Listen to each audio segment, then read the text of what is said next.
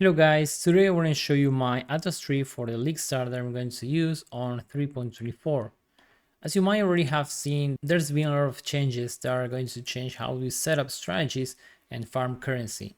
This is important to mention because Wandering Path was the meta strategy for the early league progression before 3.24. This brings us to theorizing new trees based on the new stuff that GGG is going to introduce in the next league.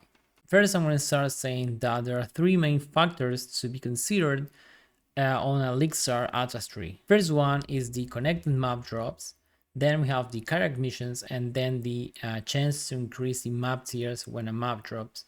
So for all three, in my opinion, one should focus mainly on the connected map chance, and then we should get the other ones, both the Kyrax and the increased map tier chance. One thing to mention is that you shouldn't go for all in into one and then get the other. You should prioritize one of them and then get some of the others and then continue prioritizing the one that you think is more important.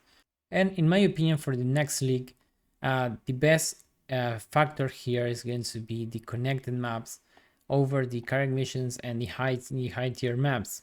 The thing with the connected map chance is that you're always going to drop either a higher tier or lower. There is just two outcomes.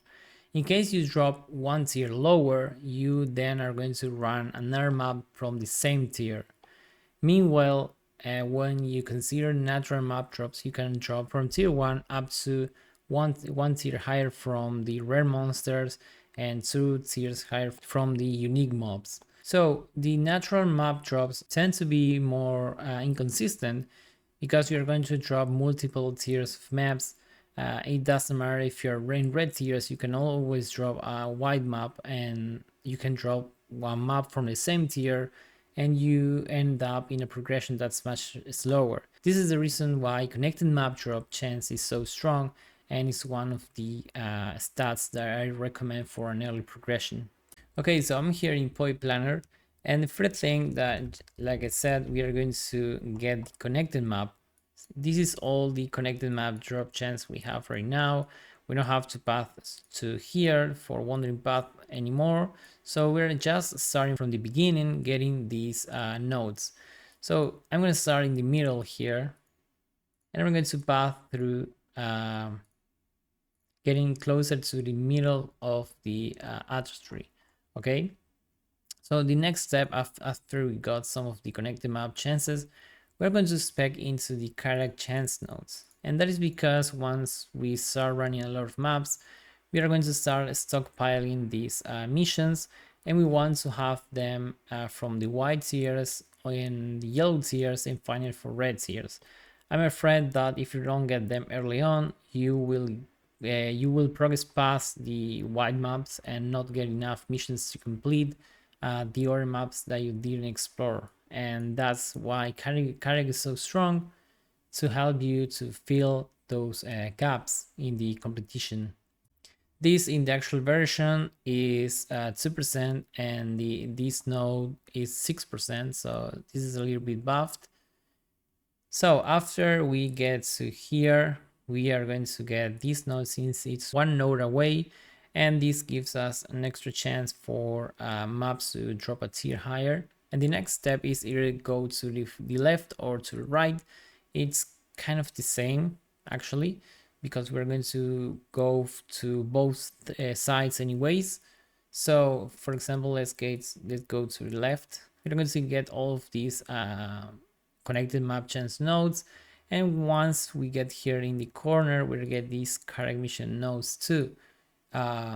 These were updated and they are 3% each if I'm not mistaken, otherwise they are 2. And then we're going to go to the other direction. There is the right, and we're going to get it, and we're going to repeat the same pattern here and get the character missions nodes here. Okay, so the next step is getting all the remaining nodes for the connected map chance. Okay, so because at this point we already have enough character missions for running our maps, and we are starting to get into the red territory. Okay, and that's when we need the map sustain the most, because sustaining maps in white maps, it's not hard, because white maps has a higher drop chance, the yellow map starts getting a little bit harder, but it's never a problem. The actual progression barrier comes when you enter the red maps. And to avoid falling back to yellow maps, you want to have this base Atlas tree setup so you can get path through the red maps and get fast to tier 16 and do the Pinnacle bosses quest and get your voice stones. Okay, so after you have all of this setup, you are basically done because you have already all you can have from Karak and all of these connected maps. And the last step is to get the map chance. Okay, so since we are very close here, we're going to get the shaping the skies and the shaping the mountains for an extra map tiers. And we can also get these two nodes if you see necessary. And that's basically it for the starter tree that I want to show you. And I think this is the best order that you can get these nodes. Of course, I didn't try because the league is not out yet, but based on my experience in previous leagues, I think that this is a very good path. I have to mention that I have seen other players also to propose getting up here to the Unwavering Vision. This is a new node that lets you get an extra instantly. Once you spec this node, you get extra 20 Atlas passive points. And I think that this is a worse approach because the idea of getting this node is to rush through here the middle and get up to this node. And once you get the Unwavering Vision, you get all of your nodes. In my opinion, this is not worth because of two reasons. The first reason is that you're spending valuable time in the early game getting up to this point without getting much benefits from all of these points. And once you get this node, then after you're going to know a smoother progression. In my opinion, it's better to start from the early, spending those points to progress faster from the initial point. And the second reason is that the penalty for the keystone is to not get any scarabs. And I think that this is a big mistake, not getting any scarabs, especially with the scarabs being reworked, the sextants being removed, and the scarabs being stronger. With the scarab rework, some scarabs are going to be good and some scarabs are going to be bad. And since they remove the harvest swap receipt, you won't be able to sell those for a good price. I'm referring to the bad scarabs. I think that the best option is to just spend them and use them.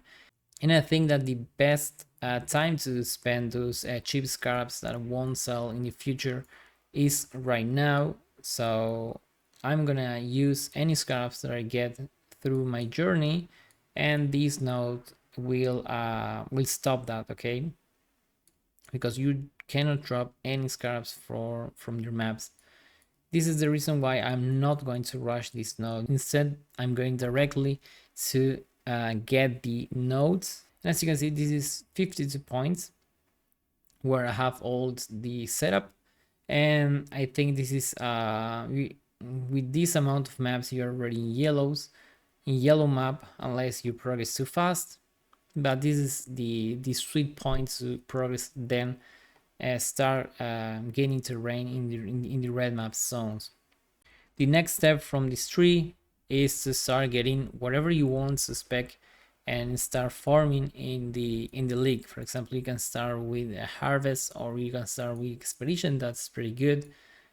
And you can just do whatever you want, wherever your build is good farming, and you're not limited anymore by the normal nodes, because since there's no wandering path, you just have to expand your tree into those mechanics and continue farming.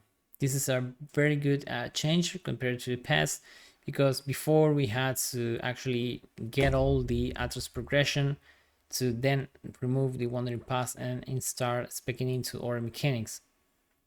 And now we can do them both at the same time.